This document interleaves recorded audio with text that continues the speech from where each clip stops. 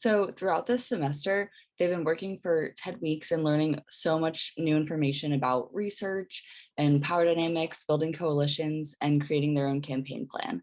So today they're going to be sharing a little bit about their campaign plan and what their goals are for the rest of the year based on what they've learned in this program.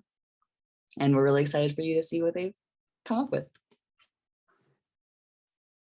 Then if you have any questions for the presenters, you can type them into the chat and then they'll answer them after they're done speaking in the chat back to you.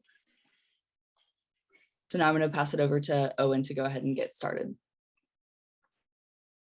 Hey y'all, my name is Owen Flomberg. My pronouns are he, him. I am the executive director of Student Basic Needs Coalition and have been working with Paige over the past 10 weeks to run our Momentum Institute program, and really excited to see all the great presentations that our participants have come up with. But first up, we have Isabella talking about the work that she's starting in Texas. Isabella, are you ready to go?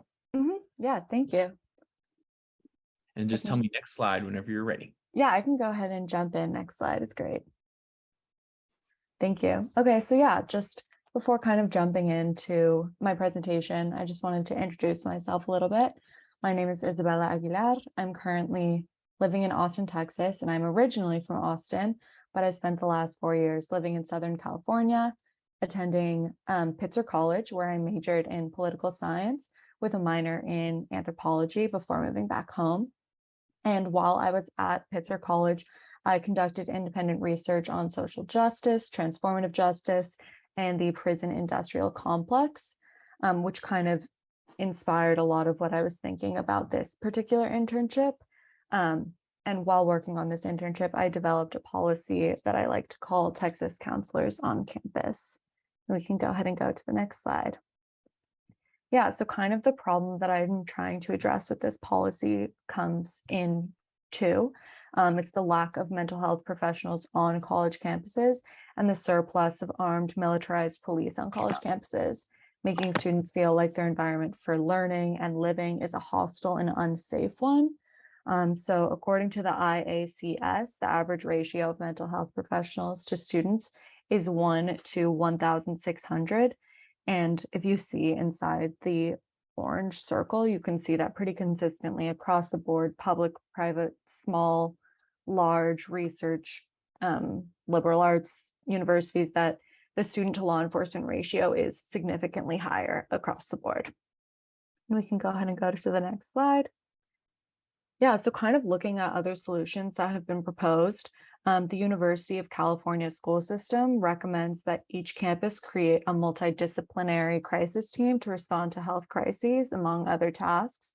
There's things like independent accountability boards, public disclosure of more law enforcement data, trying to increase accountability and transparency, as well as creating a larger role for mental health and social service professionals. And as progressive and as amazing as this policy is, how can we kind of implement something like this in the state of Texas? Next slide. Yeah, so I think it's really important, before kind of getting into the details of the policy, kind of looking at the political context in the state, specifically the governor, who recently just re-won his re-election. So these are just a couple of headlines that I thought were pretty important to gauge where the state was at in regards to defunding the police and looking at police reform. So in multiple events, you can see that Greg Abbott is trying to punish individuals for reducing police budgets, while also praising police officers that have been indicted with use of excessive force. But I think kind of looking at those, it's also important to think of who Texas voters are. And Texas is a majority minority state. It's one of the states with the youngest median population, and most, if not all, of our large metropolitan cities, Houston, Dallas, San Antonio, Austin, El Paso, are all liberal leaning. And I think what's really important to kind of push this policy forward is, instead of framing it as like police reform, to have the mindset of mental health as being the standpoint. Next slide, please.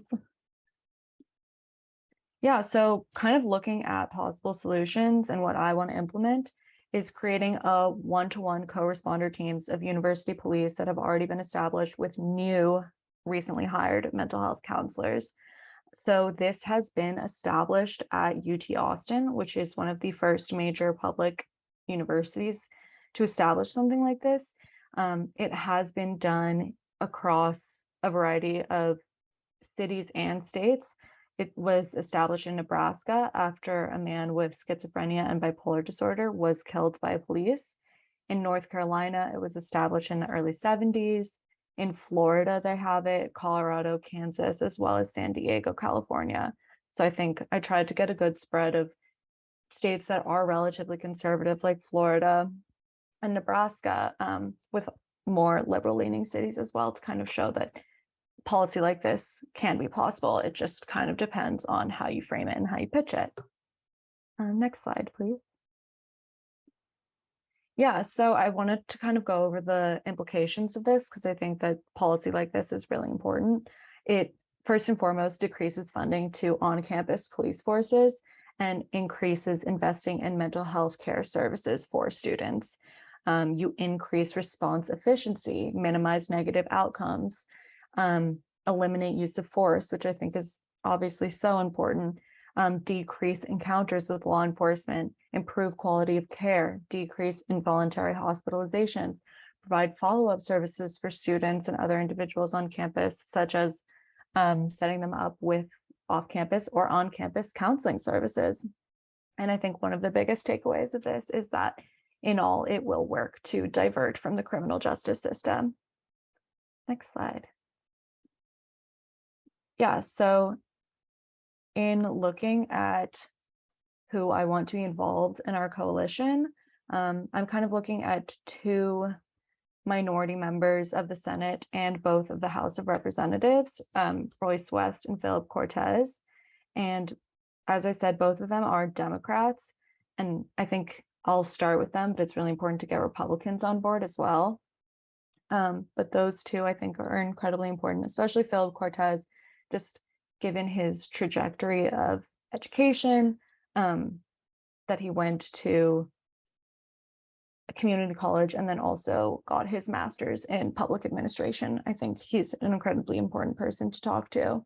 And both of them are minority members of the Higher Education Committee, respectively, in the Senate and in the House of Representatives. And then looking more locally at UT, they have an organization called the Liberation Coalition, and a smaller subset of that group is Cops Off Campus. They also have a national chapter and coalition of that movement.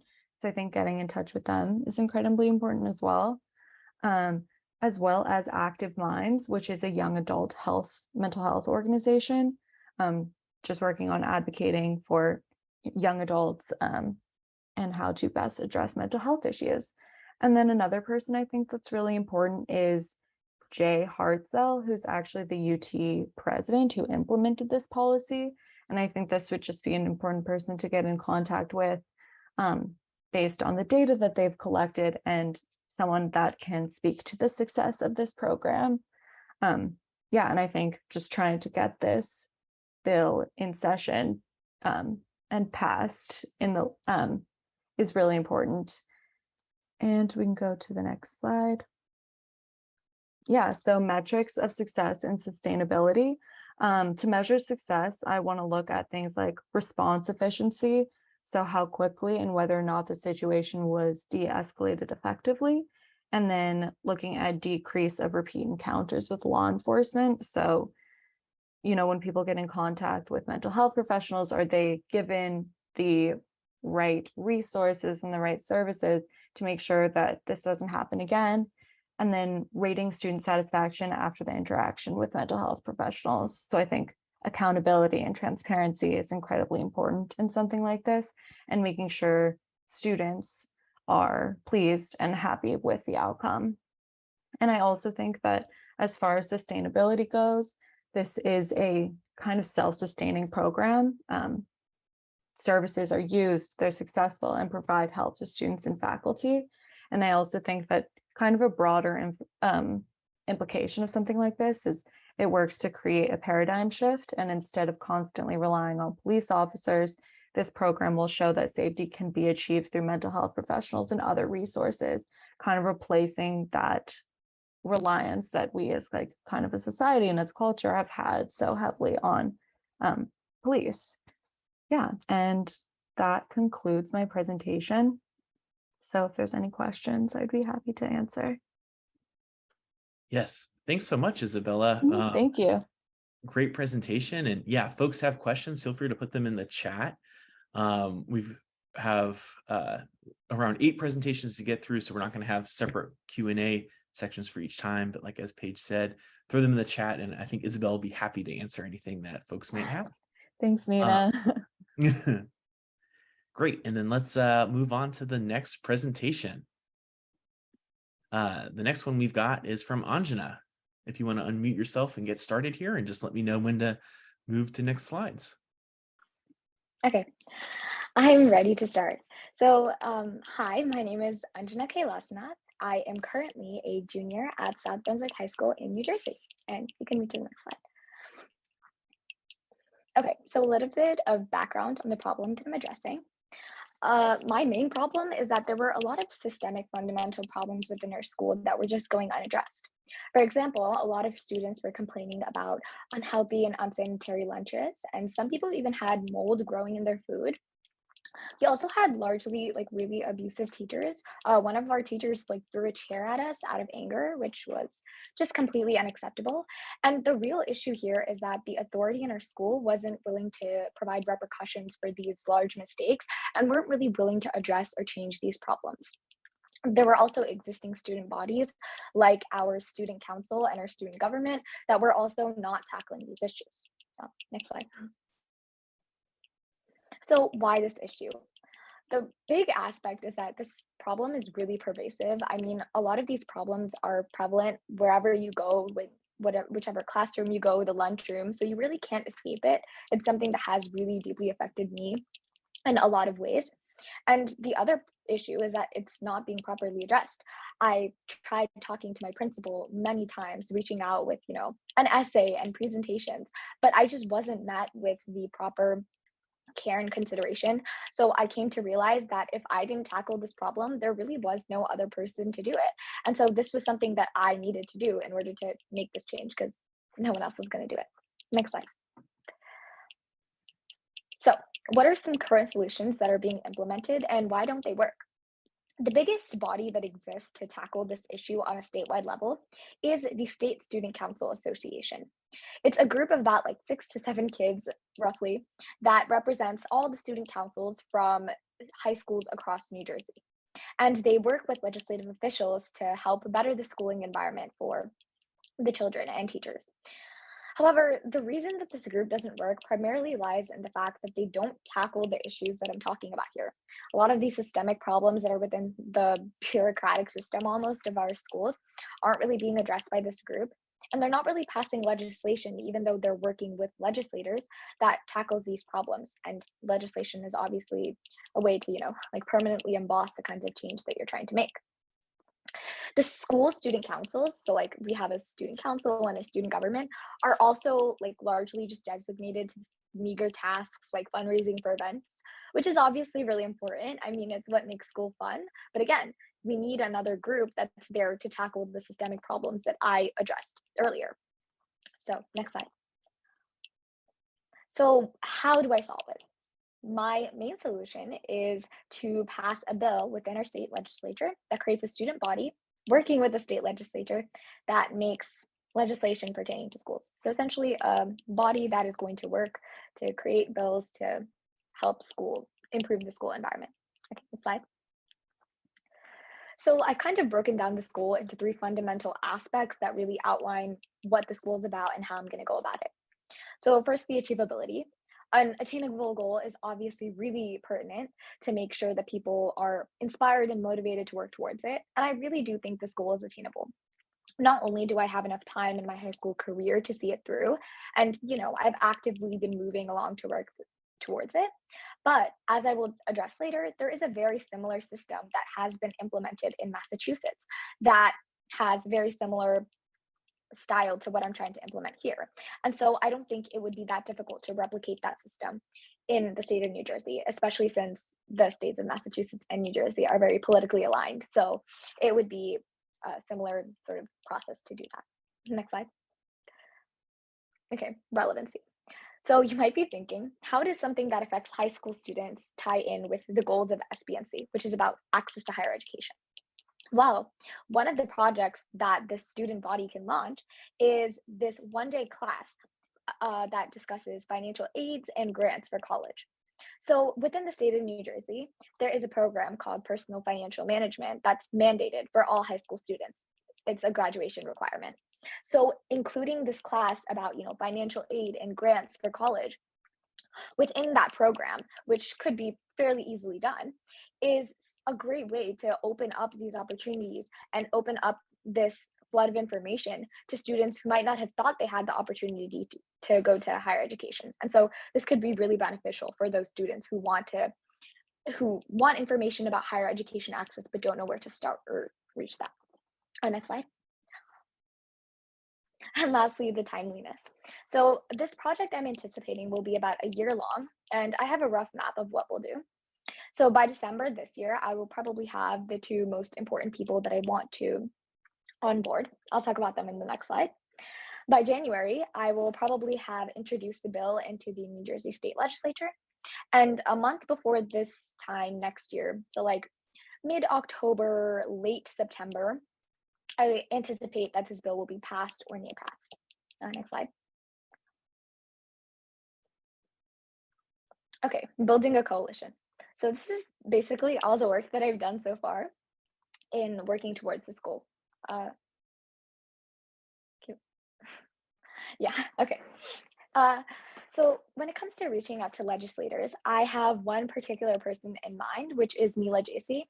She's a part of the higher education committee in our house, and she's the chair. And I think that she would be a good person to reach out to in terms of this project, considering her track record with education. I waited until midterms passed to reach out to her, so I'll probably reach out to her within the week.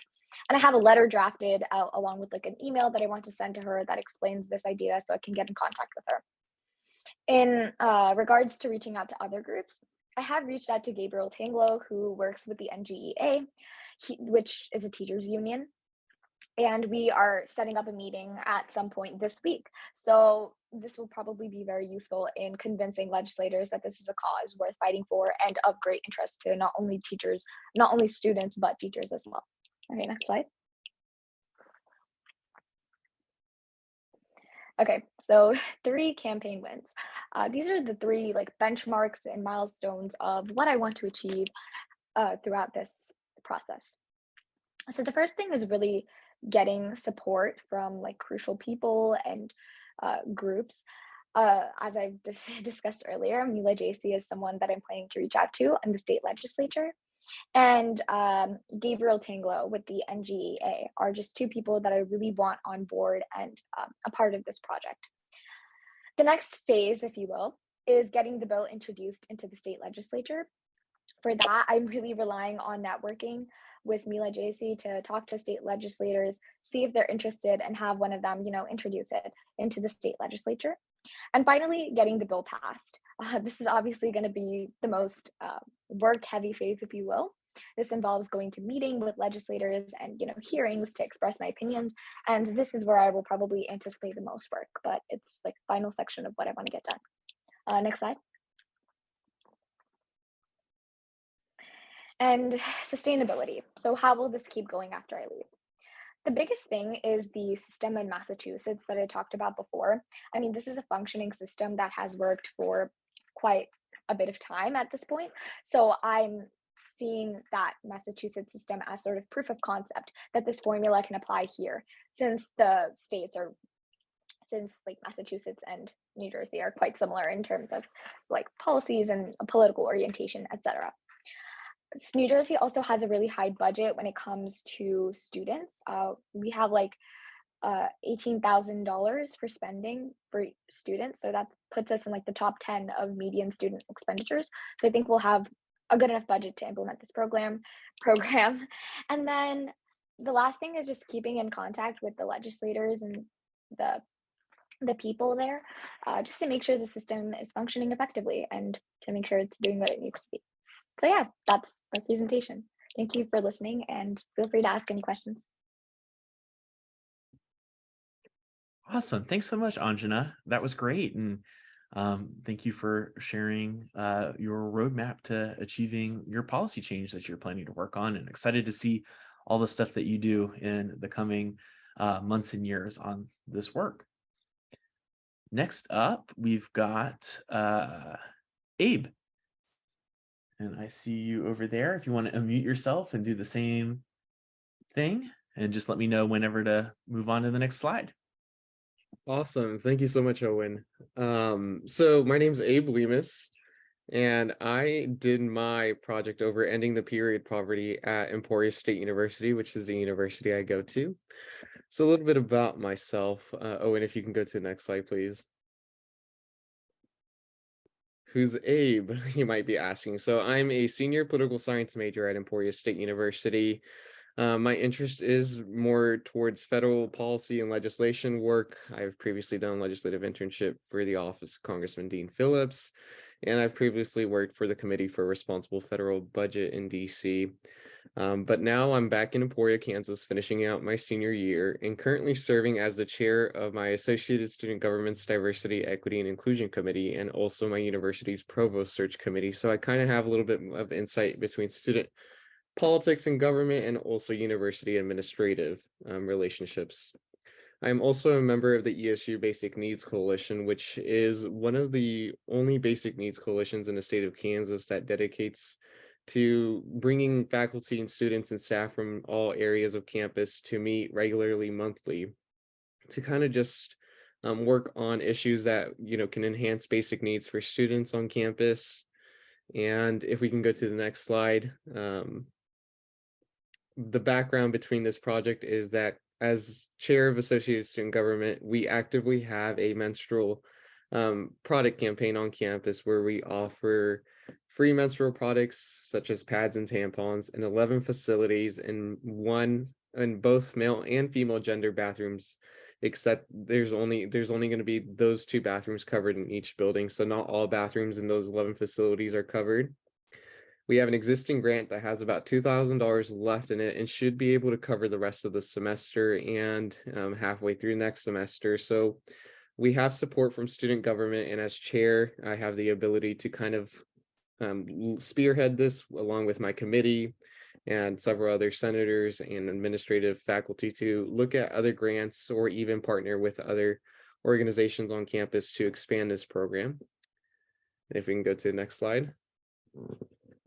So a little bit more specific on our goals here is to expand menstrual product initiatives on campus to cover all bathrooms that are prioritized through the committee, and to identify bathrooms that are not currently covered and receive feedback through active participation through polls, student forums, to just kind of see if we can improve on such as product quality or other products such as Diva cups.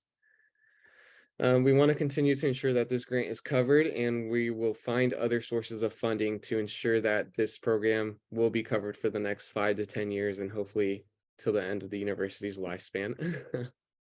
And basically, we believe menstrual products should be a right, not a privilege. So anybody that needs them should have the ability to have them without really, having to struggle to find any resources like that. And so we're really hoping to really secure our funding and identify and implement this program by fall 2024 semester. So it'll be in a year from now where we can truly just kind of overlook it all and hopefully be completed by then. And if we can go to the next slide. So in order to get this done, we will have to build a cross-campus coalition to coordinate and strategically identify locations that need to be covered. So I'm talking about administrative staff, faculty, staff, support staff, and of course students. Right now, like I said, we have 11 facilities. None are covered in our dorms, and some of the facilities where our bathrooms are in, they're in the second floor, and sometimes the elevator can be slow or something. So we want to make sure all bathrooms are accessible to everybody no matter what. Through this coalition, we will secure a strategic plan and funding. We will continuously analyze the results through continued polling to just, clarify and back up our mission here. And we really want to expedite the upkeep of products. So right now, my committee is the one that's, replenishing the stock. But if there's a way we can get custodial staff to kind of keep an eye on it or do it, be a part of their routine whenever they're in those facilities, that would be, helpful to us and just kind of ensure the program is sustainable in that way. And, we just really want this to be something that future generations of students don't really have to worry about. It's something that we can work out right now, and then that way it will be a solid solution for years to come. And lastly, we want to initiate an education program. So we want all students to know that this is available, this is a location where they're all at, and just kind of clarify why it's important to have menstrual products available to anybody and everybody, no matter what. And it's just kind of, educating everybody else. And let's see, next slide. So for my coalition, for sure, we have Associated Student Government behind this plan. The Office of Diversity, Equity, and Inclusion is an administrative office that will back this up. These are some of the coalitions that we still need to reach out to, such as the University Wellness Center, where we could potentially partner and maybe even secure some funding from them. My university's Basic Needs Coalition will always back an initiative like this. We have a University Diversity and Inclusion Alliance, which covers faculty from all areas of campus, and they should be included in this to just kind of see what they're where they identify a need. We have a women's leadership group, and that's a faculty-led committee, an LGBTQ plus group, and that's also another faculty committee. Faculty and staff of color is another university committee, and resilience and self-care group is a cross-campus committee that we should reach out to. And of course, the VP of infrastructure, so that they are aware of what facilities cover this, and to see if they're helpful in kind of instituting the expedition of menstrual products. And I think that's it for all. So of course, if you have any questions, let me check the chat real quick. But feel free to follow up if you have any other questions. If you ever want to, help your university implement a plan like this, because I have some insight and I would be happy to help anybody. Awesome. Thanks so much, Abe. I appreciate it. And great presentation. And thanks for showing kind of the roadmap to your plan, and really excited to see in the coming months how this starts to get implemented. Next up, we have Kara. Hi, everyone. My name is Kara Bachman, and I am a graduate student at Utah State University in Northern Utah in Logan. My undergrad is in nutrition and dietetics, and my graduate program I'm in is public health. I have been very interested in basic needs support for at least the last year and a half. And so I'll be talking about that today. Owen, you can advance. I also work full-time as the University Food Pantry Coordinator. And this has been a great opportunity for me to see the pantry through its growth. But I've also noticed that there's a lack of basic needs support at our university.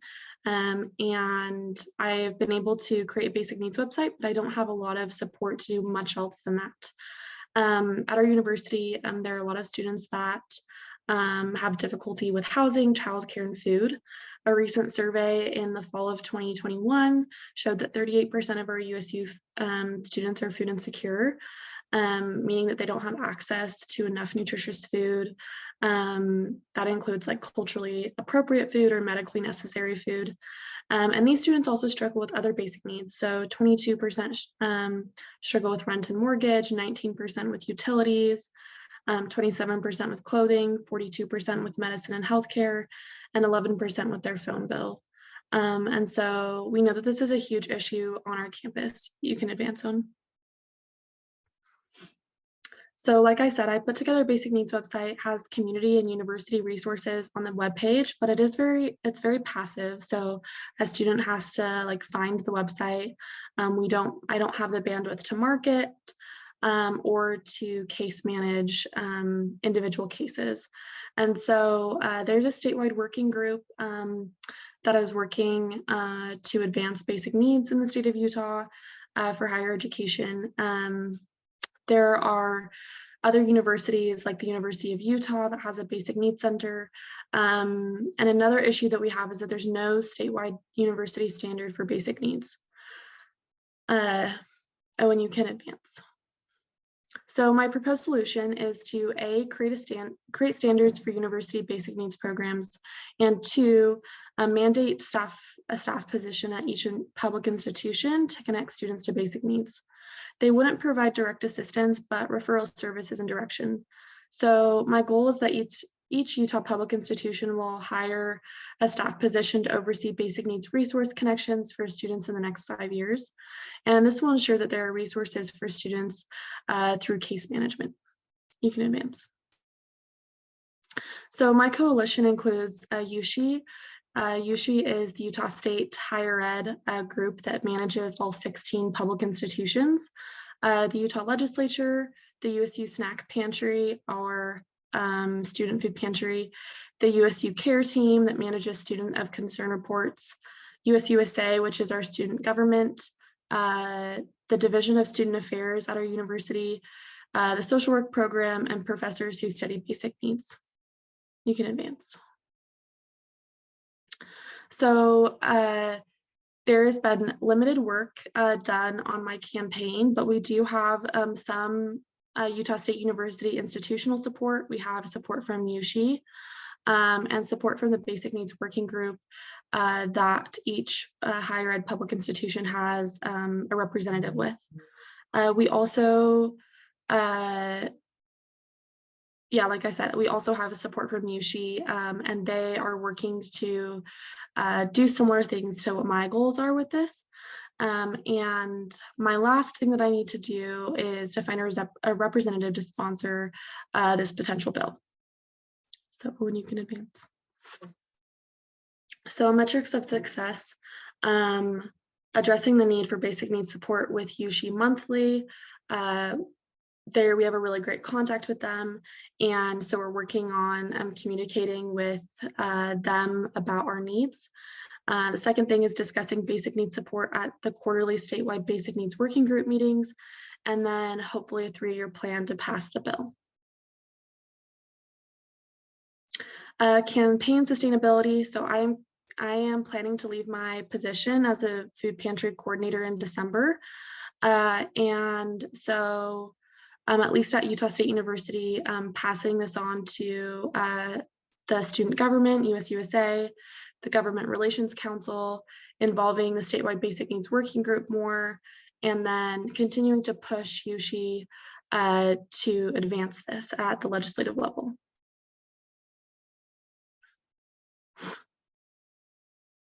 Awesome. Thanks so much, Kara. That was great. And anyone with any questions, feel free to throw them in the chat, and Kara will be happy, I'm sure, to answer them. I'm really excited to see how this goes in the next couple of months as the legislative session starts, and we help you to try to get this introduced. Next, we're headed over to Dawn. You ready to go? Yes, thank you. Awesome. And just tell me when to move on with slides. You can go to the next slide. So, hi everyone. My name is Dawn Grillo. I'm a third-year African-American Studies major at the University of California, Irvine, and I'm also a first-year transfer. So this is my first quarter on this specific campus at this school. And my campaign for change is intended to address the immediate housing emergency at UC Irvine. So next slide. So with a little bit of background, recently the school administration announced that all beds and on-campus housing were full for undergraduates for the year. This caused many students to experience housing insecurity, which is one of the biggest school issues according to our student body. The already dire housing situation in California has also contributed to displacing many students. Students are unhoused, living on couches, in their cars, and even park benches. The lack of on-campus housing has made many students search for off-campus housing, but that has proven to be just as difficult. A new predatory policy change from the Irvine Company has made nearby off-campus housing nearly impossible, as the policy prohibits listing more than one guarantor on a lease. Further, guarantors are required to have a monthly income of at least 4 times the rent. So for example, if a group of students wanted to rent a property of $4,000 a month, they would need to find one guarantor that earns at least $192,000. This is completely unreasonable and unethical. And I also chose this issue because one of my first friends on campus, and now one of my closest, was forced off campus and had to move back home due to housing insecurity shortly after we met. Next slide. So what is currently being done to address this issue on campus? So some upset students, along with the Anteater Tenants United, which is a renter-led union, they united together and worked to have a letter submitted to our chancellor detailing the severity of this problem. And they proposed that we use the remaining graduate housing to immediately house our undergraduate students. This letter has been met with silence from administration, but it does show a desire to fight for affordable housing within the student body and our campus community. Next slide. So my solution is that the UCI administration will rent out hotels, apartments, and houses in the surrounding area with the intent of creating more accessible and affordable on-campus housing, or basically extending the on-campus housing and the housing opportunities. And also to prioritize existing students, so that would help current students maintain their stable housing and maintain their student status as well. And Tulane University, Northeastern University, and University of Northern Colorado have all considered this option as well. And many students are already seeking refuge in hotels at this moment. So there's no reason why we shouldn't be able to do this on our campus. Next slide. Building a coalition. So first, we would start with the Anteater Tenants United, which is a renter-led union that's fighting for affordable housing on UCI campuses. And because they assisted in writing the letter, they're also directly focused on the housing emergency. Next, we would also partner with the Black Student Union because they have a history of activism on campus, and they have experience drafting lists of demands and negotiating with administration. And also one of my close friends is the president of the BSU. And then lastly, we would also work with our Associated Students of UCI, which is our student government organization. And while they're not known for activism on campus, they do have many connections with other campus organizations and a wide reach within the student body. And I was also the president of the student government as well as student trustee on my previous campus. So I have some experience working with administration and advocating for change on college campuses. Next slide. So some key campaign wins would be in around December, when our list of demands is published and circulated. We would work with the BSU and the ASUCI to circulate that and then publish the list of demands. In around March 2023, we want to start working out the fine details with administration. So that way we can start rolling out the leases and housing opportunities in June. This is for immediate opportunities right now. Next slide. So some metrics of success. Once our list of demands is published, that would be considered a success because now we have documented the student voice, and it helps to rally everyone around one central, argument. Next, having a strong coalition. There will be setbacks, but as long as we have a strong foundation, our coalition will be able to move forward and move around those obstacles. And then lastly, another way of measuring our success would be just having accessible housing options. That's the whole point of this. And so if that is available, I would consider that a success. So next slide. Sustainability. The plan to sustain this would be to maintain the contracts, so that way housing would still be able to be available in the following year. And then also to continuously update our list of demands. That way our conversation is still ongoing and continuously developing. And then how I would personally contribute to sustainability is that I'm a third year, so I still have another year on campus. And so I'd be able to pursue this project for another year as well. So thank you. That's the end of my project. Awesome. Thanks so much, Dawn. I'm really excited to see how this goes in the coming months. You got a really solid plan here, and excited to see you start to get some more attention around these important issues. Next up, we've got Nick Elliott. I first have to apologize. My Wi-Fi is a little spotty because the weather is a bit crazy out here in New York, but just let me know if you can't hear me. So hello, my name is Nick Elliott. I'm here to advocate for the RAs at Hartwick College. That's where I attend as a senior. I used to be a 2-year RA myself, and I just wanted to talk a little bit about it. Yeah, you can go to the next slide. So as everyone knows, RAs are like the heart of the dorms, constantly checking up on you, always making you feel invited to your dorms and like doing the best they can in addition to all the other stuff they have to do as a college student themselves. In addition to in Hartwick College, we have this thing called now Flight Path. So basically making RAs almost like a full-time like babysitter in some sense. You're supposed to check up on the residents almost about like their schooling, making sure they're checking up with their like career coaches and other stuff, which as an RA I'm fine with, but the compensation was not meeting up with all the extra time we had to put in as RAs. You can go to the next slide. So for my experience, I was in these 2 dorms for one of my first years and my second year as an RA. And so a lot of the times I would like, you have like your duty times and all this other thing, and you would, what's it called?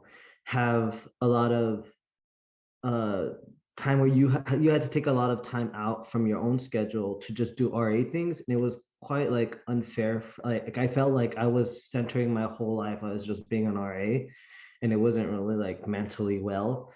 And it wasn't just me. It was like a lot of the RAs. We were just like scavenging on time just to like breathe. And you can go to the next slide.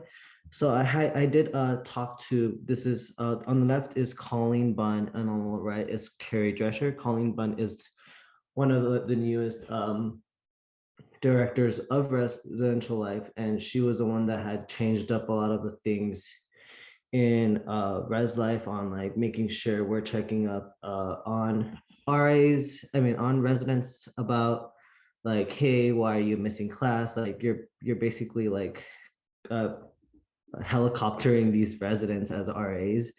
And it's like, I personally feel like it's not our jobs if we're not getting paid for it. And in that sense, I did talk to them a lot about how like, hey, a lot of us RAs, we just want like a little bit more compensation. And it's not, we're not trying to like, I guess, take all the money. It's just like a little bit more because currently, if you can go to the next slide, I believe that's where I have the compensation is SRAs. SRAs are like above RAs, so they take care of all the resident advisors, and they're also students. They were originally given opportunity to live in an apartment by themselves in each dorm with a stipend of 1,500, which is depending on how many years you were an RA and then you enter being an SRA, you get like $40 to $60 every 2 weeks, which isn't much. And then as an RA, the first year RAs get, I believe, $22 every 2 weeks. Second year RAs get 40 something dollars every 2 weeks, and third year RAs get 60. But it still isn't a lot considering all the work we put in to make sure our residents are okay and making sure that like as a RA myself, I've gone through times where I'll be on duty and I've had like 2 allergic reactions at the same time at the same night. It was like near finals week. It was like, it was intense and I did not sleep because I had to fill out a very detailed incident report on these 2 events, in addition to having to do all this other paperwork that they require to be an RA for like $20. So it wasn't that fun. And they always, Colleen Bunn, when I tried to discuss with her like changing up the compensation or benefits for being an RA. She was like, oh, well, you guys have free housing, you should be grateful. But a lot of the housing here is like really bad, which is another problem that I'm like, not able to focus on a lot of the things around here at Harwick. But they're really small closets that we have out here as for housing, so it's not really like, ooh, you have free housing, and it doesn't. So one of the things I was proposing to Colleen and to Res Life is that they should cover room and board, but their biggest argument against that was that being an RA does affect your FAFSA, but my argument against that was, if you're affecting our FAFSA already, affect it where it actually benefits us and not just kind of like overworking us with a lot of, I don't know, crazy tasks that mess with your mental health. You can go to the next slide. So when I came up with this problem, a lot of my friends, I'm a justice in my school. So basically, if someone does like a crazy act that's like, I don't know, vandalizing the school or something, they come to the justices, and I'll like a punishment, like of community service or something. And that's part of the student government. So I had talked to the student government about, hey, what can we do to like advocate for the RAs? And the RAs, I mean, the student government had talked to Res Life, and Res Life had said that they were going to increase compensation last year, but they still haven't. And it was just kind of like when you kind of just have like a dog chase when they tell you they're going to do something, but they just don't. And a lot of the information when it comes to like how much they have in budget, they don't really disclose that information. So it's like really hard for me to actually like advocate with like the numbers portion. And that's a lot what they ask for, is like, hey, give us the numbers. I'm like, hey, can you offer me those papers? What is the budget? Like, I can figure out the numbers for you, but you're not letting me, opening up on what's going on. And SGA tried doing that as well, and they were very like, secretive. So I think right now Hartwick is hiding a little bit more, a bigger problem than just RA compensation. But you can go to the next slide.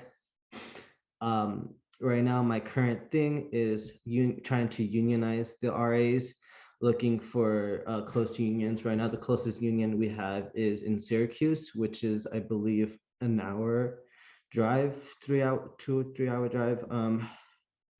And I haven't been able to actually go personally, but I've been trying to jump into Zooms to learn personally how unions work. It is actually very complicated here in Hartwick, because when talking about unions, a lot of the professors, actually most of the professors, had signed contracts to not talk about unions, and a lot of faculty members aren't allowed to even speak about unions at Hartwick College. So it's kind of a weird dynamic here to like even think about. But our neighboring school, SUNY Oneonta, was recently unionized like 2 years ago for their RAs to get paid better, because they were doing the same thing where they were just giving housing and like very minimal compensation for all the work that they've been doing. So I've been reaching out to them and seeing how they've unionized and who their union is. Unfortunately, they haven't gotten back to me on that, so I have to like keep bugging them about the information. But that's what I'm advocating for right now. It's a little bit more complex, because a lot of the people here are, I know, awkwardly like secretive about their information, and how like the stuff that could help me to get a little bit more data on how to properly get this done. But this is as much as I've gotten so far.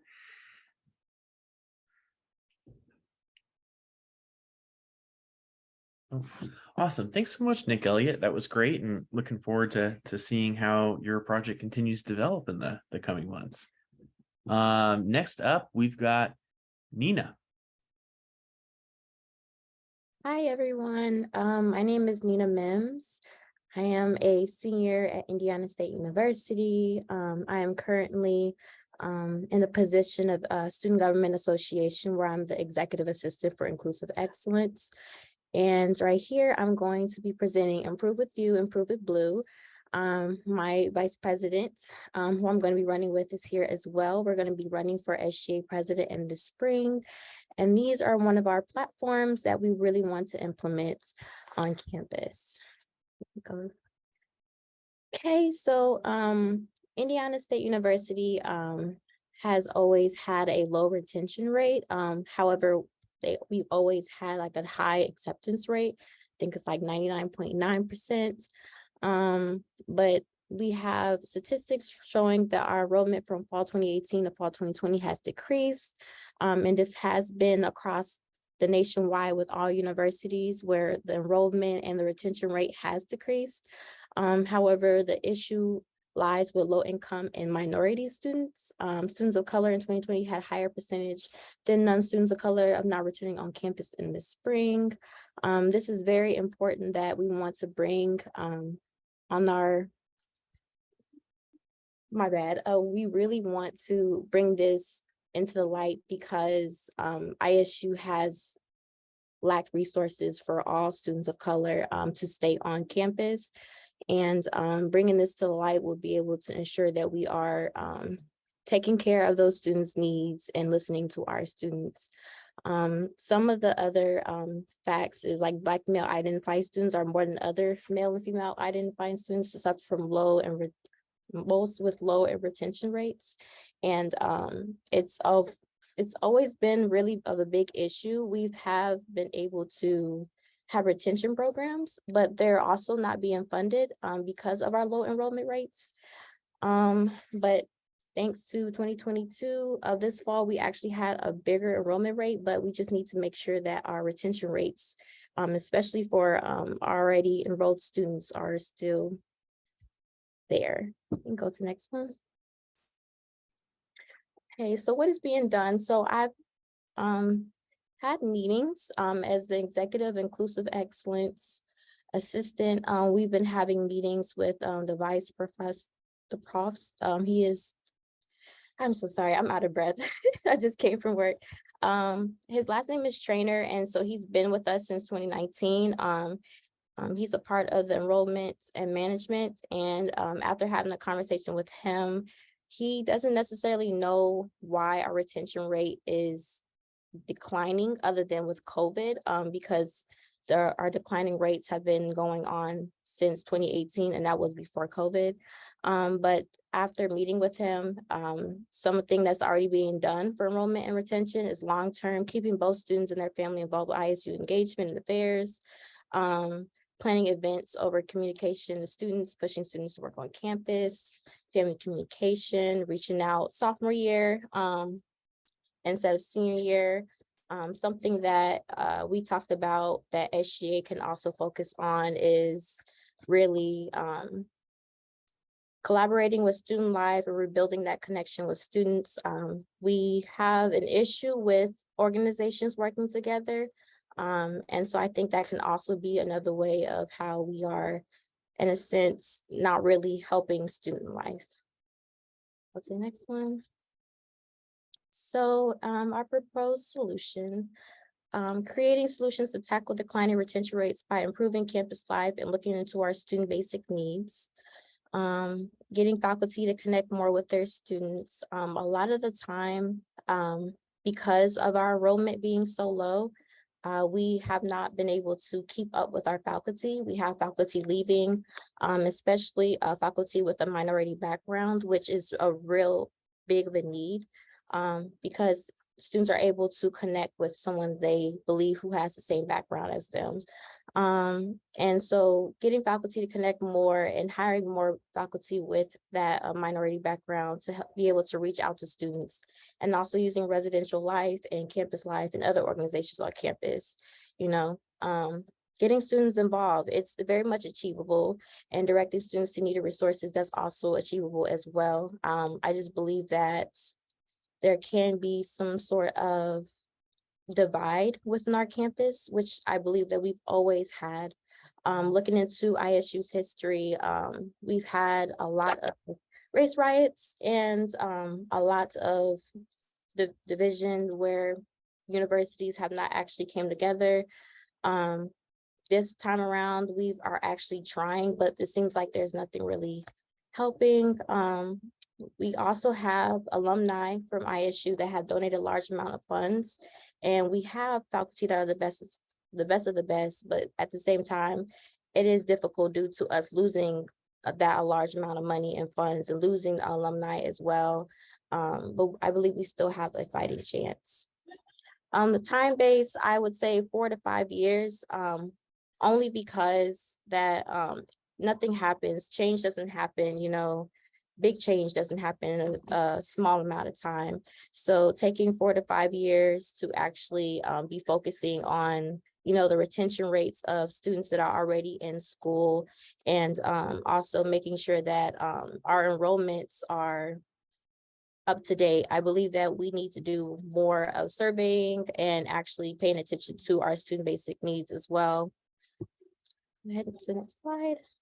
So us building our campaign, we have been building our campaign since the summertime, and we've been really paying attention to what needs to be focused on. And I believe with the divide of our campus, really focusing on the big top focused student organizations, Student Government Association, what I'm a part of, Residential Life, Union Board, Black Student Union, Hispanic Latino Association, Fraternity and Sorority Life. I believe that really reaching out to those presidents and VPs will really be beneficial for us. And I've actually been a part of literally half of these organizations before, so I do have connections with them as well as my VP as well. The people we do need to stay in contact with, Dean Mall, President Curtis, these are people who usually make the decisions of the school. Dr. Reed, she is the director of the African American Cultural Center. She actually has been helping with keeping students of color, specifically Black students, in school, and really being supportive. Jason Trainer is the person I've talked about, who we had a meeting with. He's the one who knows about the enrollment management. Raina Johnson, also inclusive as well. She actually had some really good insight on the retention rate with students, and also really how to keep students of color involved. Dean Morgan, he's our advisor for SGA, and he's been awesome with assisting with this. Fraternity and Sorority Life, which is a pretty big thing, and I'm really glad that we have Lasha Tay on our side. She's been talking to us about how to get Fraternity and Sorority Life, because they are also very divided. There's MPHC and there's FSL. It's just a really big divide. And Dr. Solis, who oversees campus life, and we also have a student trustee who is also my friend. So I think really keeping in contact with these people will really be beneficial. Oh, you're good. You can go back to the other slide.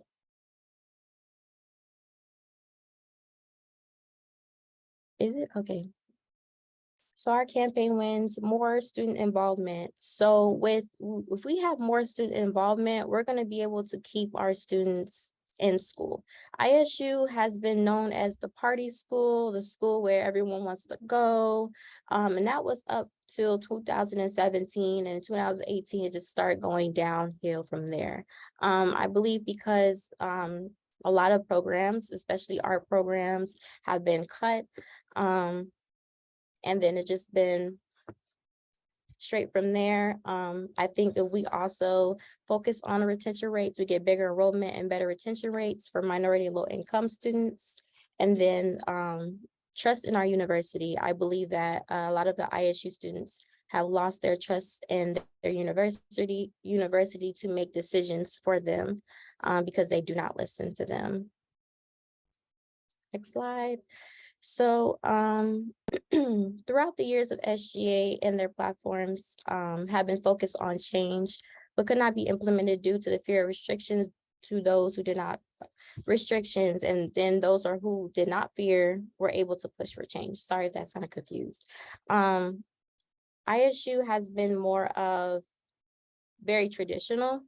And so what can be changed and what cannot be changed has always been a debate, and what should be done and what should be done for students.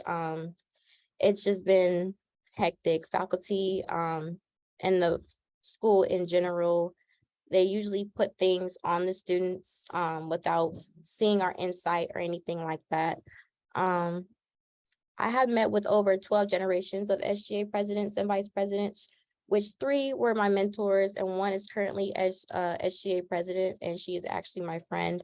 We are running our platforms to push for student needs. We have 4 years of knowledge at Indiana State University. We've been heavily involved and have the trust of our students.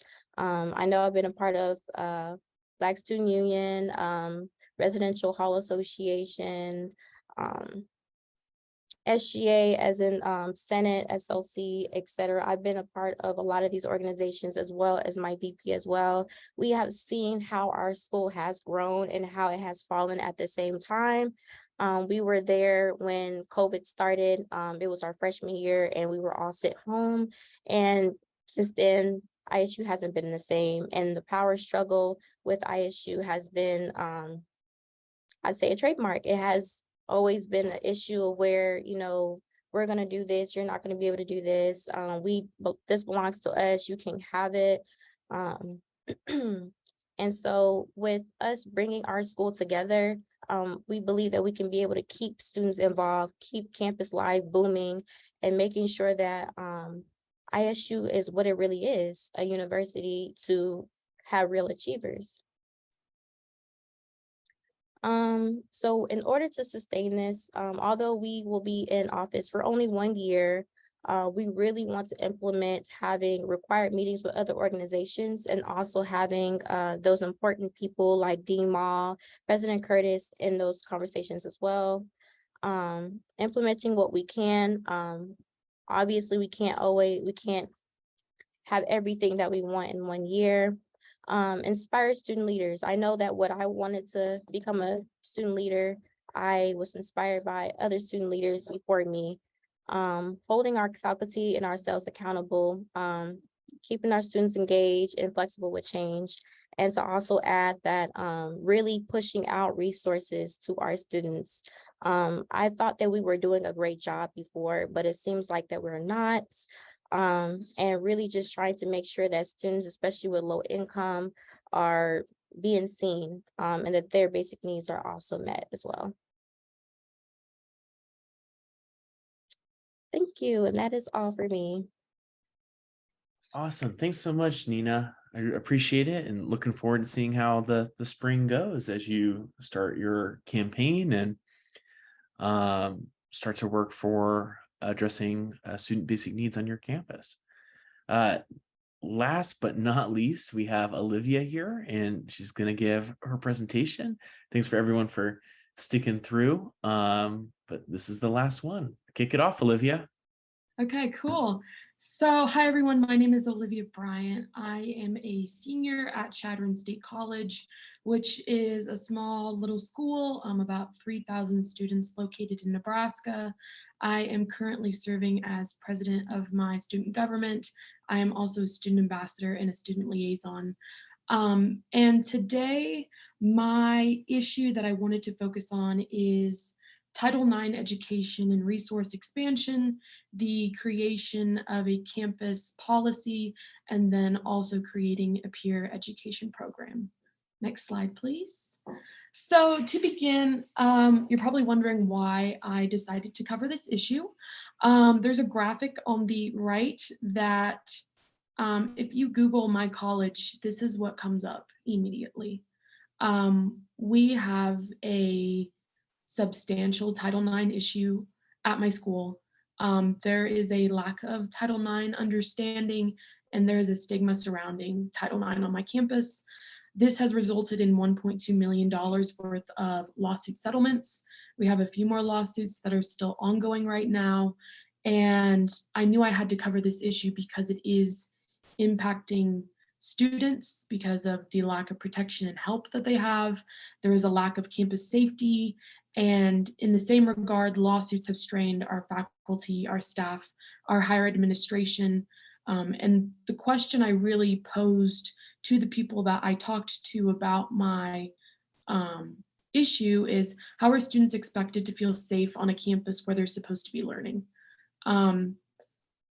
It's just such a prevalent thing, and I knew I had to do something about this, especially because I have friends and classmates that were impacted by Title IX, and I actually did know one of the Title IX offenders, which is one of the real things about living on a small campus is you know everyone. Next slide, please. So what is currently being done to address this issue? We do one presentation for our first year students and our transfer students, but my school is very much in a reactive state because they're dealing with these lawsuits. On the right, there is an image of some paperwork from the District Court of Nebraska, essentially showing that the jury found my college guilty, and they were required to pay $300,000 to the plaintiff. Current solutions, they aren't working just because there's a lack of Title IX enforcement. There's some restructuring within the office because the former Title IX, I guess you would call it like administration, left. We have had a interim Title IX officer for the past 3 years now. So the Title IX office is in a state of like turmoil, if you will. For this reason, I think it's important that we model our demands after another school that has some level of success. So I reached out to NSU Florida, and I've had 2 Zoom meetings with them now, talking about their Title IX program, what they did to get students involved and have buy-in from their higher administration. And essentially what they do is they link their required trainings to the housing forms that students have to fill out in their parking passes. So in this way, they have to complete the training. It's mandated every single year in order to receive their housing information and their parking. So that's essentially what I want to do on my campus, because I do want to make trainings required for students every single year, not just first year students and not just transfer students. Next slide, please. So my solution, essentially when it comes to addressing the issue, it's important that I work with the Title IX office. But I think it's also important to have partners outside of my institution, someone to have some fresh perspective on the issue itself. I think it's important to also address student buy-in. It's not going, my issue and my possible solution isn't going to work if students don't want to be a part of the solution. I think there's also going to be a large focus on campus partnerships. Working with people around the institution will be really important. So in terms of my SMART goal, I essentially want to expand Title IX education and resources for the campus community by the end of the spring semester. And I'd like to solidify this expansion through policy creation and a peer mentor or a peer educator program. And I don't think I really have to kind of give a reason why my solution is a good idea. I mean, my campus is in this reactive state. Students don't feel safe. We're dealing with lawsuits. But I do believe that education is power, and that we can increase campus awareness and safety through the expansion of education, through policy, and we can minimize lawsuits in this way. We can also address student buy-in through the peer educator program, and having all of these things will strengthen the Title IX office and also the campus community. Next slide, please. So in terms of building my coalition, I think it's important to look at who has the power, who I need to go to, who I need to talk to. So the Title IX office to start. I believe the Dean of Student Affairs also needs to be involved in building the coalition. Our president of our college, who is now actually retiring in June, he announced it last week. So there will be a new president at my school soon. In terms of who's already on my side and who I have to convince, being from a smaller school, it does have its benefits. I think it's really important that I leverage my campus relationships that I already have through my current roles. I already have the Title IX coordinator on my side. The VPs, they're all lovely. I've talked to multiple VPs about this issue, and they all seem to be on board. And then the student body, I believe, is also on my side. I do think some convincing will be needed for the Dean of Student Affairs and the next president, just because they're coming into a whole new arena. So yeah, next slide, please. In terms of launching my campaign, I think that we need to focus on the education expansion portion of things as soon as possible. So by the end of spring 2022, I'll be graduating. So I would like to see that education already in place. The peer education group, I think that's going to take a little bit longer. So I would like to see that be formed in fall of 2023. We can do website updates now, but I'd like to see those finalized by the spring. And then policy creation, that's probably going to take a while just because our lawyers at the Nebraska State College system will have to be involved in that creation. Otherwise, I think it's important for involvement. Students are a part of this. We don't just need to have higher ups and admins making the decisions for students. I think students should be involved in this process. I think we also need to find a source for our funding. And we also have to have lawyers involved, of course, make sure things are kosher. And then the Nebraska State College system. In terms of influencing people, I think it'll be really important to influence the Board of Trustees and the Chancellor of the Nebraska State College system. I think this can be done through our student trustee, who I work with really closely in our Student Government Association. So I'm not too worried about that. I do think being on a smaller campus does have its advantages, and a part of that is knowing pretty much everyone, or if you don't know that person, you can go to a different person and they can help you out. Next slide, please. In terms of metrics of success and knowing if my campaign will be successful, I wanted to pose 3 questions. And essentially, if I can answer those 3 questions with a yes, I think my campaign will be successful. So can the torch be passed on? I'm graduating. I would like to see this program continue after my time at Chadron State College. If it can survive without me being there, it has been successful. If there's student participation on really any level, then yes, it's been successful. And then is there system level collaboration? We have 2 other state colleges within the Nebraska State College system.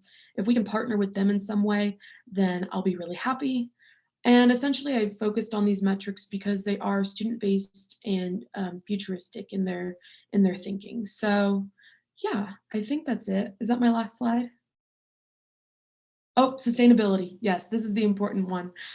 This is what I've kind of dubbed as like foundation laying, essentially making sure the Title IX office has some level of buy-in, locating those funding and those grants, creating the peer education program, finalizing the CSC policy.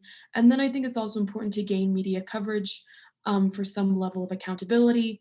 My school has already kind of been under fire from the media anyway, so I don't see that being a big issue, but I do think it's important to show that Chadron State College is working towards change. We're trying to get better. We're trying to create a campus and a culture where safety is a priority. And that is all I have. Thanks. Awesome. Thank you so much, Olivia. And thank you all for coming and listening to these awesome presentations by our amazing students. We're so happy that they were able to participate in this program. And yeah, hopefully you all enjoyed it. And let us know if you have any questions. Thanks, everyone.